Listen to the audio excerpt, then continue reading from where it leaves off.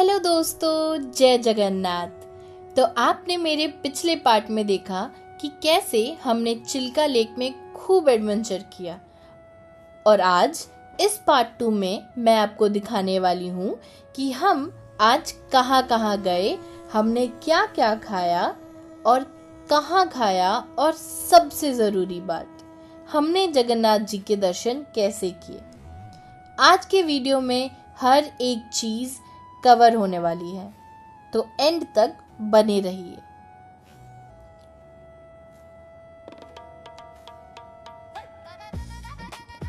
तो जी, गाड़ी वाले भैया ने हमें छोड़ दिया था सीधे मंदिर के पास, और यहाँ पहुंचते ही जो सबसे पहली चीज हमारी नजर में आई वो थी रथ यात्रा की तैयारियां।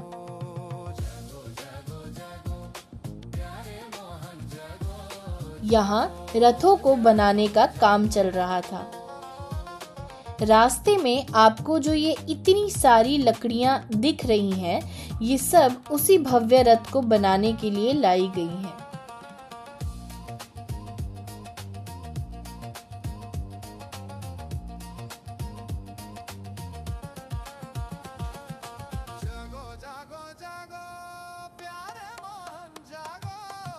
थोड़ा आगे बढ़ते ही हमने देखा कि रथ के विशाल पहियों का आकार दिया जा रहा था।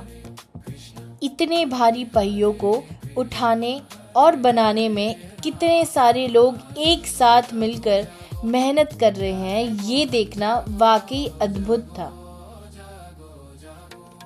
और अब शाम के करीब 5:30 बज रहे थे और हम साक्षी बनने जा रहे थे एक बेहद चमत्कारिक दृश्य के, मंदिर का ध्वजा परिवर्तन यानी फ्लैग चेंज का।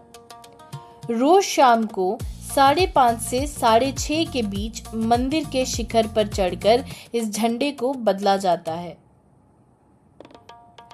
और दोस्तों, इस मंदिर के बारे में कुछ ऐसे फैक्ट्स हैं जो विज्ञान को भी हैरान कर देते हैं। पहली बात तो यह झंडा हमेशा हवा की उल्टी दिशा में लहराता है। और दूसरी सबसे अनोखी बात जैसे ही यह ध्वजा बदलती जाती है, न जाने कहां से ढेरों पक्षी मंदिर के इर्द गिर्द आसमान में चक्कर लगाने लगते हैं।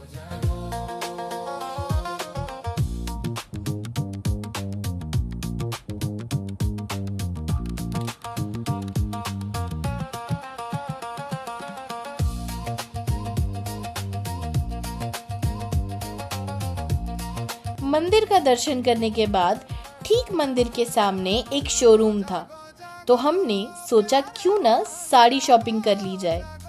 उड़ीसा आए और यहाँ की साड़ियाँ न ले, ऐसा कैसे हो सकता है।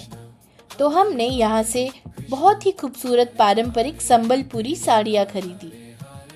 शॉपिंग के बाद हम फिर से मंदिर के सामने आए। हवा इतनी तेज चल रही थी कि झंडा लहराते हुए बहुत सुंदर लग रहा था। मैंने कैमरा में प्रभु के मंदिर का एक बेहद खूबसूरत शॉट कैप्चर किया।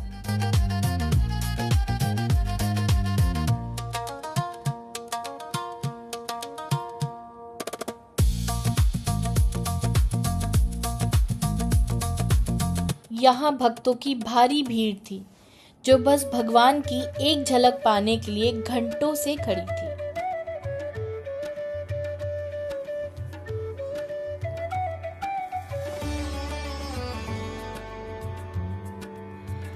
ये सब करने के बाद हम वापस अपने होटल आए टोटो से। टोटो ने हमसे 100 रुपए लिए। थोड़ा आराम किया और फिर तैयार होकर रात के डिनर के लिए हम निकल पड़े।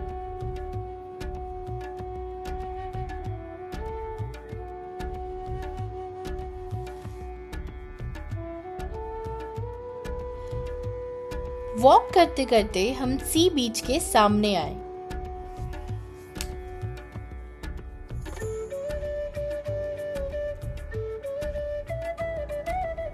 वैसे तो हमारे होटल अंबिका पैलेस में भी खाने की अच्छी व्यवस्था थी, लेकिन हमारा मन बाहर एक्सप्लोर करने का था।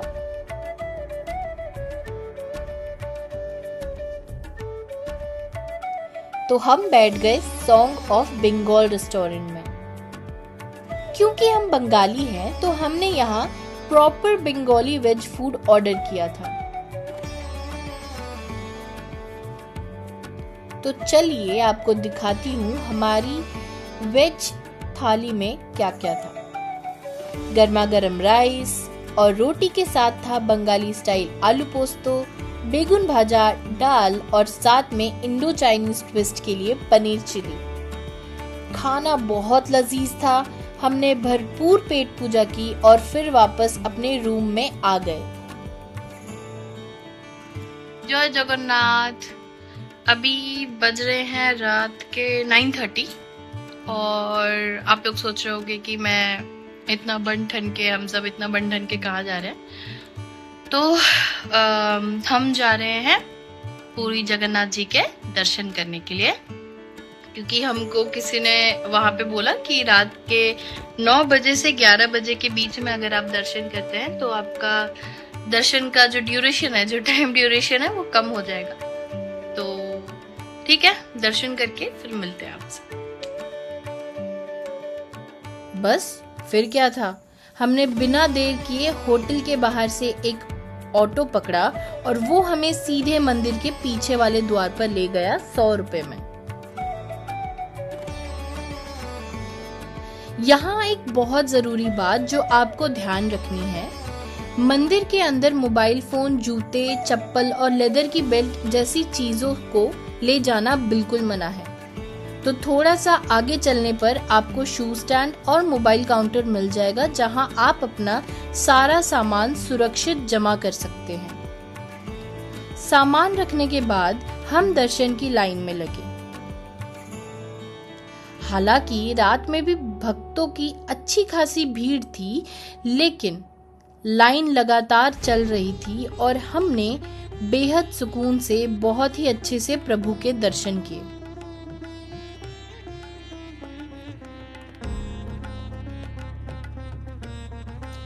दर्शन करके जब हम बाहर आए तो मन को जो शांति मिली उस शब्दों को बयान नहीं किया जा सकता है।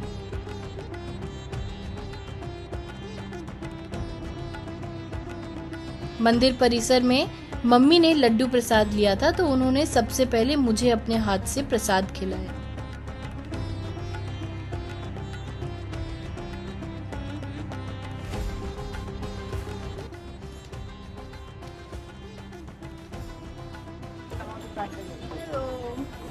देख रहे हो मेरे पीछे जगन्नाथ मंदिर है। हम रात में गए करके 40 मिनट में हमारा दर्शन हो गया, सिर्फ 40 मिनट। इसके बाद हम जगन्नाथ जी के मंदिर के आनंद बाजार, जहां से हमने भगवान का पवित्र महाप्रसाद भी खरीदा।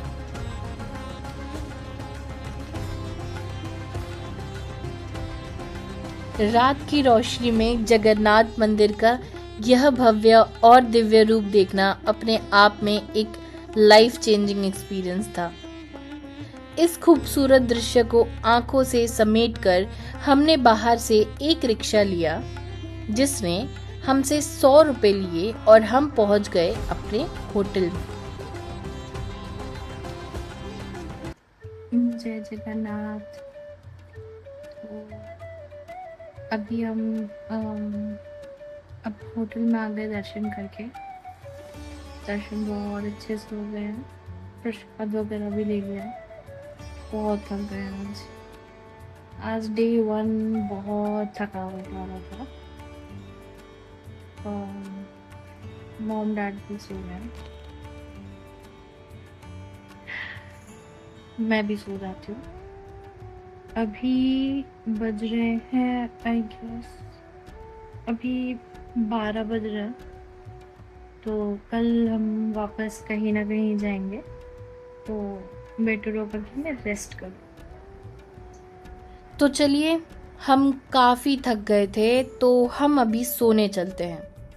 मिलते हैं पार्ट 3 में कि हमने डे 2 में क्या क्या किया और कहाँ कहाँ गए।